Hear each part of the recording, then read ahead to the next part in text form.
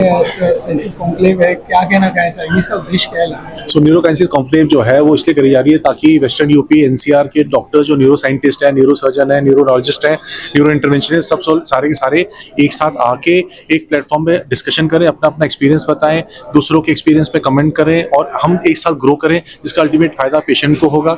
इसके अलावा हमने जनरल फिजिशियंस, ऑर्थोपेडिक सर्जन को बुला रखा है ताकि जो स्पेशलिस्ट हमारी नॉलेज है उसको हम आगे लोगों तक पहुंचा सके, ताकि पेशेंट मिसमैनेज ना हो।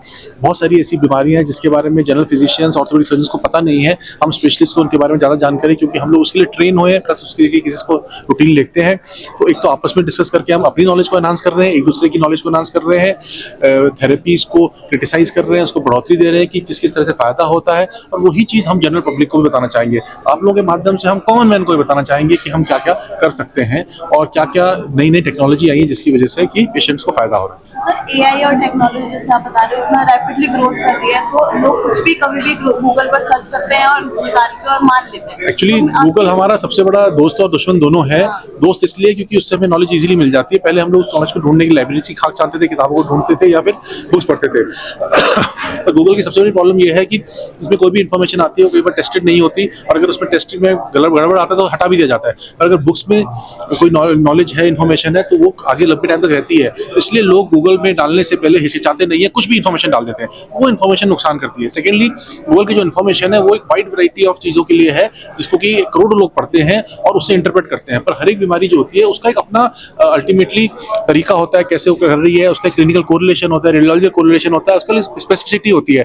गूगल की जनरलाइज इन्फॉर्मेशन से हम अगर अपनी बीमारी को कोरिलेट करेंगे तो हम नेगेटिव में चले जाएंगे। इसीलिए स्पेशलिस्ट डॉक्टर्स की जरूरत है, जो कि उसी इन्फॉर्मेशन को, जो इन्फॉर्मेशन हमारे पास अवेलेबल है, उसको मिक्सी में पीस के उसमें क्या सार निकलना है उसको सही ढंग से निकाल पाए, क्योंकि पेशेंट उसका गलत मतलब निकाल सकता है और परेशान हो सकता है, डॉक्टर्स उसके सही मतलब को निकाल के और पेशेंट को बता सकते हैं। तो गूगल इस तरह हमारे को नुकसान भी पहुंचाता है और फायदा भी देता है। सर, आपके हिसाब से बेसिक मिसकंसेप्शन जो लोग बना लेते हैं आजकल ब्रेन सर्जरी के बारे में या ब्रेन साइंस के बारे में, जो ब्रेन और स्पाइन सर्जरी के लिए मिसकंसेप्शन सबसे बड़ी ये है कि पहले रिजल्ट काफी खराब होते थे, अब नई टेक्नोलॉजी आ गई है, नई टेक्निक्स आ गई है, लोग जिस तरह की कॉन्फ्रेंस बड़ी कॉमनली हो रही है, जिससे कि हम अपने डिस्कशंस करके थेरेपीज को आप डिस्कस करते हैं, प्लस नई नई थेरेपीज को इजाद करते हैं, उसको लोगों तक पहुंचाते हैं, तो उससे अब इम्प्रूवमेंट आ रहा है। जहां आज से 15-20 साल पहले 50% सक्सेस थी, आज वो मैं कह सकता हूँ 90 से 95% सक्सेस उसमें अवेलेबल है। Sir, long term brain health के लिए कॉमन पीपल के लिए लाइफस्टाइल फैक्टर जो है वो क्या होना चाहिए? स्ट्रेस को कम रखना है, रेगुलर डाइट खानी है, प्रॉपर डाइट खानी है, रात को 7 घंटे जरूर सोना है,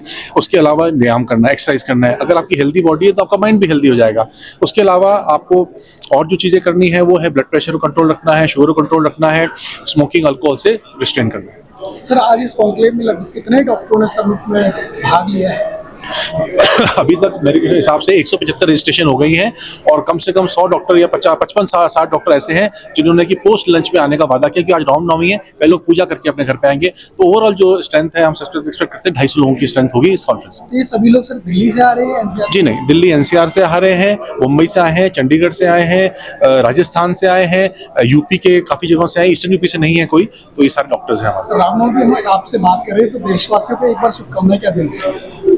रामनवमी की बहुत बहुत शुभकामनाएं। बहुत हमारा पर्व है जिसमें कि हम लोग बहुत चाव से मनाते हैं। ये हमें संयम में कैसे रहना है वो चीज़ हमें सिखाता है, और डॉक्टर के लिए भी संयम में रहना बहुत जरूरी है।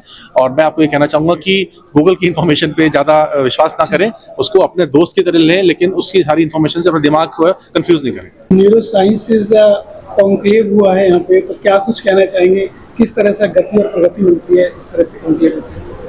बेसिकली ये जो हमारा ईयरली इवेंट है, हम राहुल गुप्ता एंड फोर्टिस में हमारी टीम जो करती है पूरा, तो इसका जो मेन एम रहता है हमारा कि लोगों तक पहुंचे, अपने कलीग्स, हमारे जो दूर दूर से पेशेंट्स आते हैं, और जो हमारे दिल्ली NCR में या जो हमारा आसपास के एरियाज़ हैं वहाँ से पेशेंट्स आते हैं, तो और जो डॉक्टर्स हैं हमें, है ना, तो क्या यहाँ पर नया हम कर रहे हैं, क्या उनको बेनिफिट कर सकते हैं, उनके पेशेंट जो हमारे पास आते हैं क्या हम उनको दे सकते हैं, उसके लिए ये कॉन्क्लेव रहता है। एंड इसमें बेसिकली अपडेट्स का न्यूरो साइंसिस में कि क्या अपडेट्स हैं रिसेंट और कैसे उससे पेशेंट्स को बेनिफिट मिल सकता है, उस पर हम काम करते हैं। सर, आजकल जितने भी न्यूरो सर्जरी की समस्याएं न्यूरो में आ रही है, तो कितने आजकल इफेक्टिव हैं नए नए जो इक्विपमेंट आ रहे हैं उस सर्जरी के अंदर? बहुत इफेक्टिव है, because technology you can see that that's everywhere now, right. पहले टेक्नोलॉजी के बिना करते, हमारे पास पहले एमआरआई तक नहीं होता था, है ना, मतलब इंडिया में या बाहर भी। सो फिर 80s में एमआरआई शुरू हुआ, उसके बाद धीरे धीरे बढ़ती गई चीज़ें।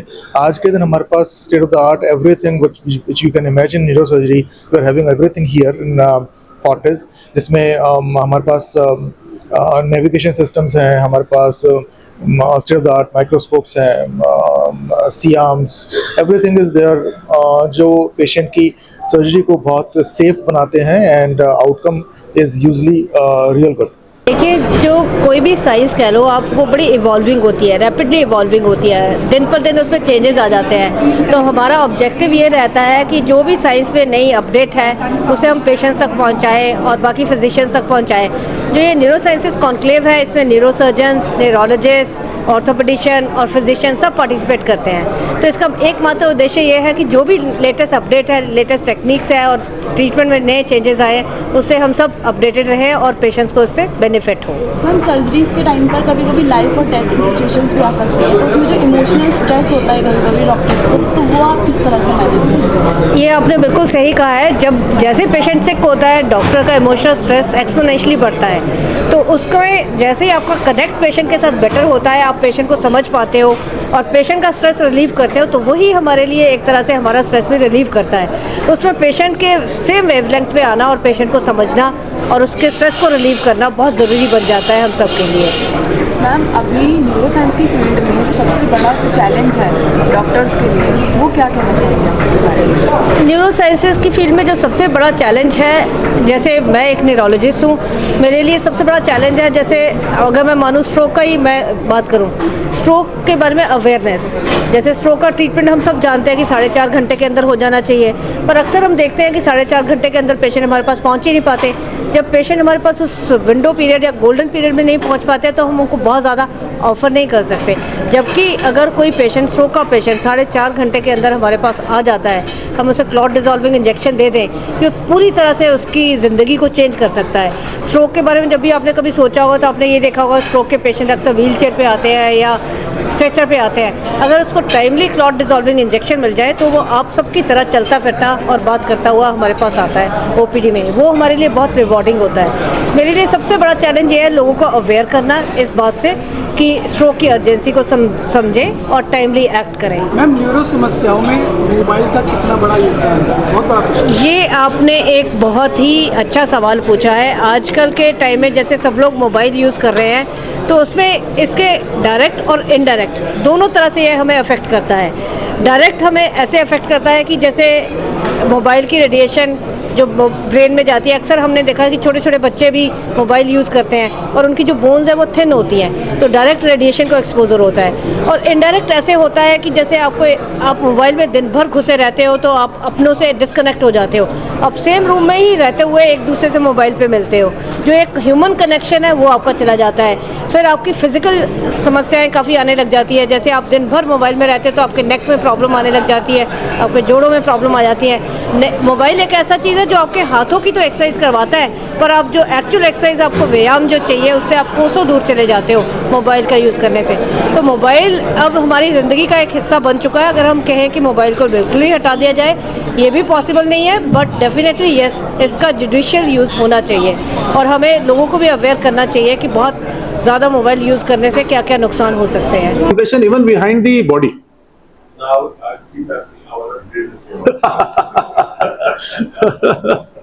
So this is what we did. We did a corpectomy, they dissected me at both levels, and we had a wide decompression from the front. I prefer to decompress up to 1.4 millimeter so that I can put a 1.2 millimeter cage safely. And this is what we did, and patient definitely got relieved. He's at regular follow-up. So all these cases which I am discussing today have been done at our institute only, and in last 1 year. There was a huge fragment which came out.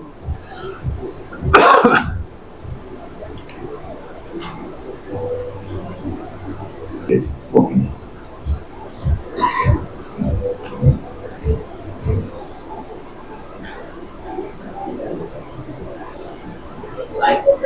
Yeah. These are the two incisions which patient had, and There is a fracture which is hardly visible at the level of D12. So D12 vertebral compression fracture, no significant height loss. Patient was having severe pain on bed for last few days. This was the CT scan, vertebral compression fracture, osteoporotic bone. What are the options? We did an MRI, there was no neural compression. Almost similar, 5, 4, 3, 2, 1, L1 fracture. But in this case, on the CT scan, hardly any cortex visible. The cement could not have been placed. So again, we planned for surgery, but in this case, since we could not put the cement and the bone was not there at all. Had there been bone, I would not have done anything, but there was no bone, so I had to put a cage in that part. But in this, the inferior cortex was intact, the superior cortex intact, so we had not removed that, but in the hollow portion, we had put this cage. So almost similar case. In that case, we could put cement. In this case, we had to put cage. I think it's the last case. Elderly lady, fall at home, severe pain, bedridden. Yes, sir. Yes, sir. Which one, sir? My criticism on that Cage. Yeah, because you see, it's an osteoporotic bone. There will be subsidence, right? You are reliant on your screws and all that for quality bone. So I would here put an expandable cage. Yes, sir. Sir, the problem in this case was that for putting in the height where I wanted to put a cage, the lowest, the shortest expandable cage is also bigger than this. I had expandable cage in my kitty, but in this case, it was not possible. Yeah, that is why I had put this. So every time I ask for an expandable cage and I don't put it, so now he has stopped delivering me. So last case, elderly lady, fall at home, similarly, around 80 years, bedridden, lower limbs are intact, cannot take turns, constipated because of the pain. On the acute fracture on stir imaging, no neurological deficit. This was the CT, and as many people in the house and the panel said we should go for vertebroplasty. We had all these options. We wanted to treat osteoporosis by injections, but we preferred vertebroplasty. We did that, and this was the post-operative image. And I think everybody agrees with the procedure. And this is such a wonderful procedure, vertebroplasty. Next day morning, she was like this, and she was crying, hugging me.